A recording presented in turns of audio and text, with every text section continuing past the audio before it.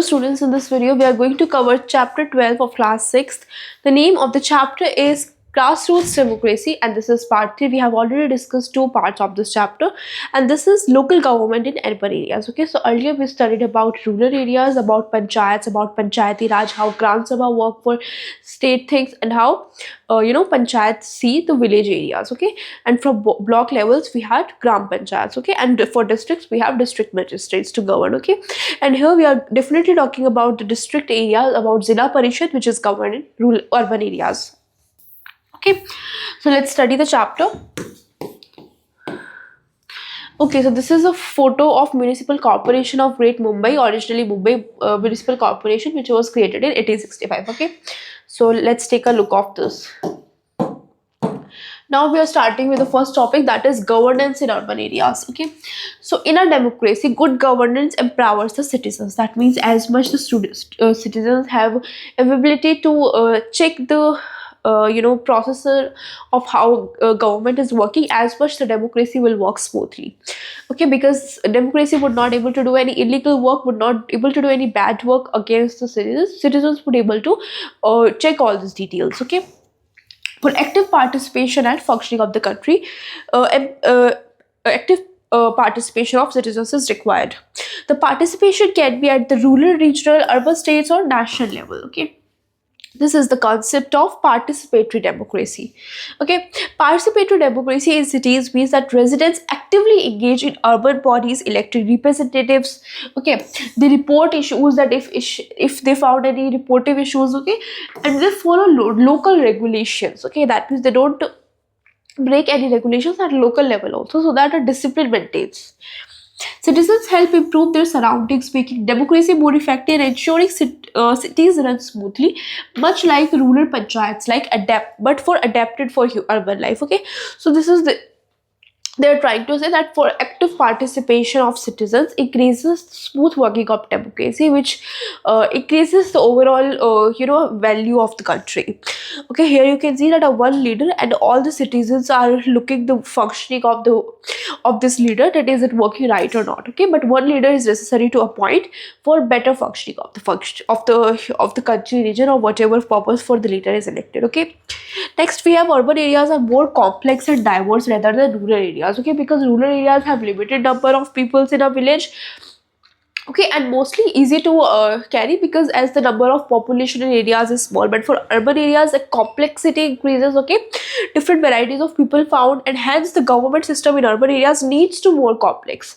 For example, cities like Kolkata are busier than more crowded than village. Okay, so people are so busy in Kolkata as compared to village peoples, right? So with tall buildings, noisy street, diverse people needs a better government. Not Gram Panchayat will effectively work in such areas. Okay,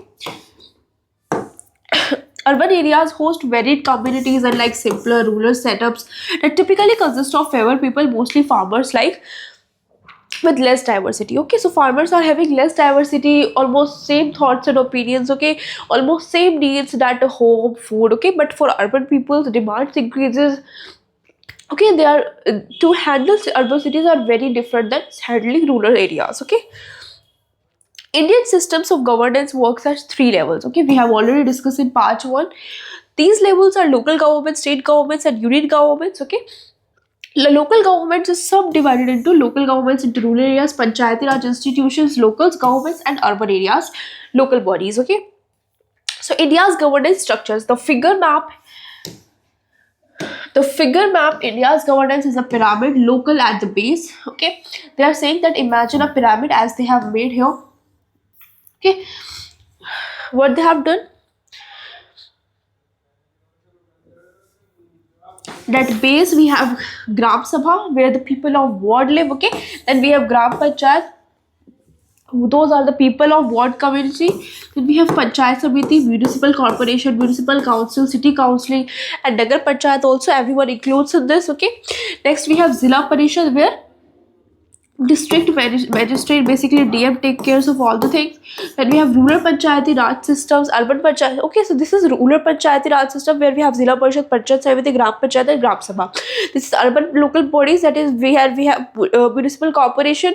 Okay, this is municipal corporation for around 10 lakh people. Okay, if we have 10 lakh people in a village, then municipal corporations are designed for those people. Okay, and municipal council is for those where, okay, municipal council is for those where we have less than 1 lakh people. Okay, and then we have city council, which is more or less people. Okay, and then we have local government. Okay, where MPs, okay,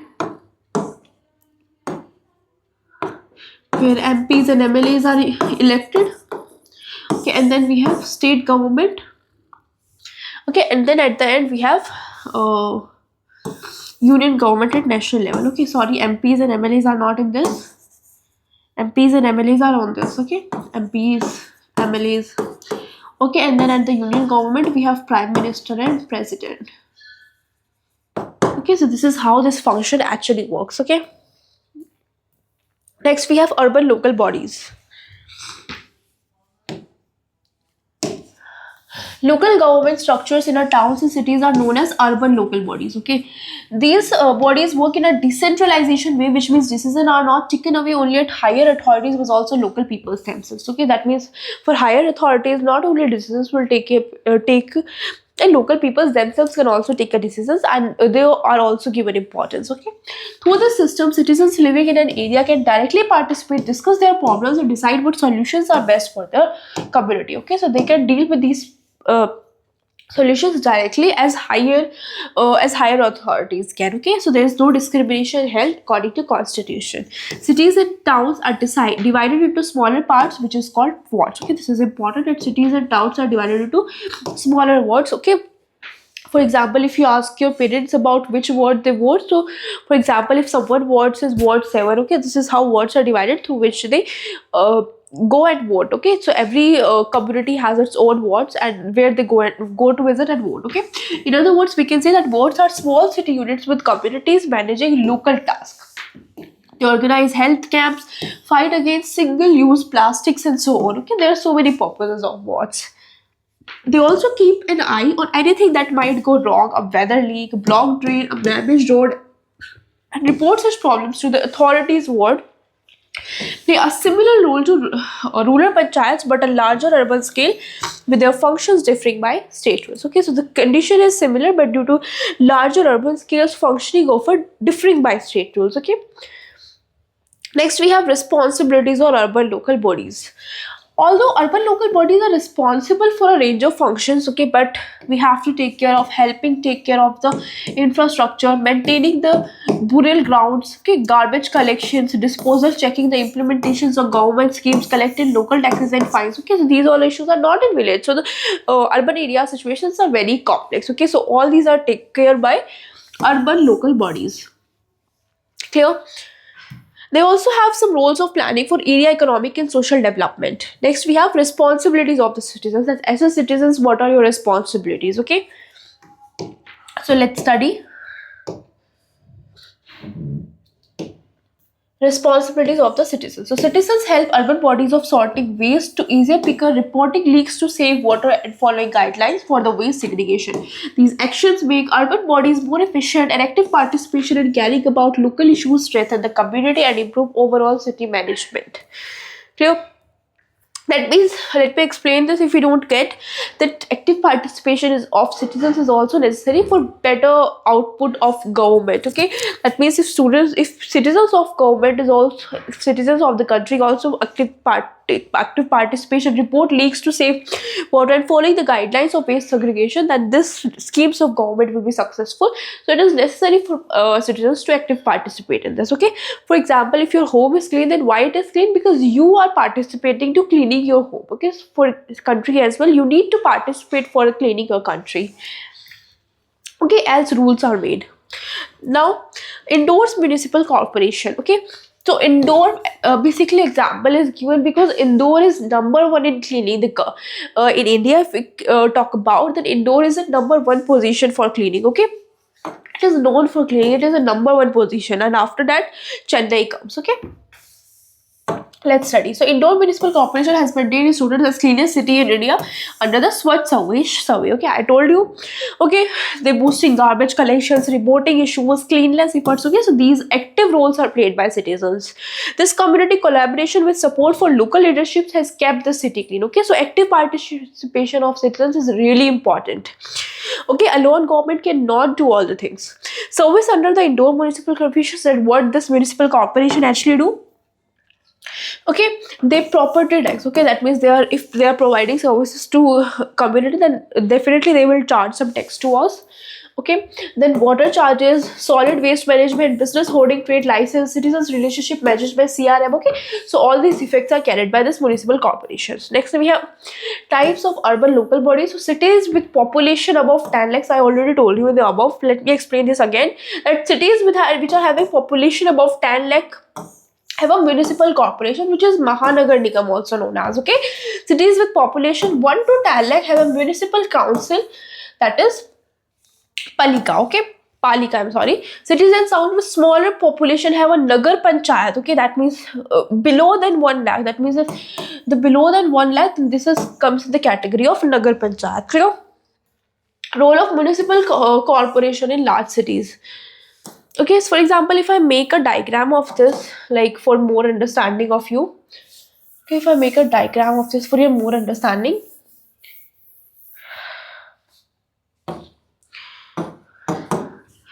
Okay, then first we have what?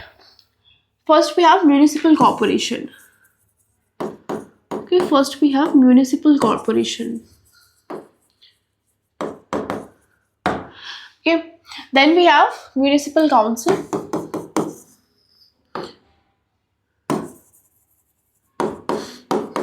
Municipal corporation.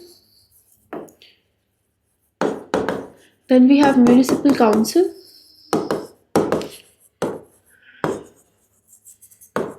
Okay, and the third one we have Nagar Panchayat. Okay.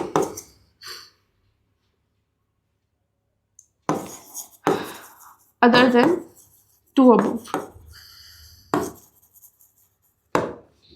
Okay, that means if a person are having more 10 lakh people, then those peoples were under municipal corporation, because number of populations are increasing now. So based on populations, corporations are designed. For example, if you have 10 lakh people, then municipal corporation will take care. And if you have 1 to 10 lakh people, okay, if you have 1 to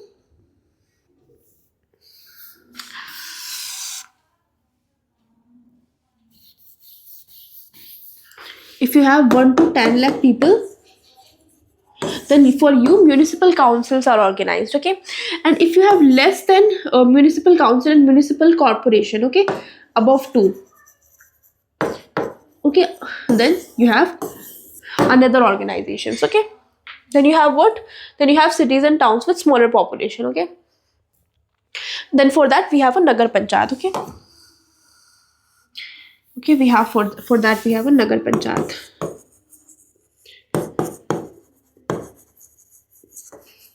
Clear? So I hope this much is clear to you. Sorry, Nagar Panchayat is called this. Also, basically what I'm trying to say is municipal corporation is also called Nagar Panchayat, and municipal corporation is also called what?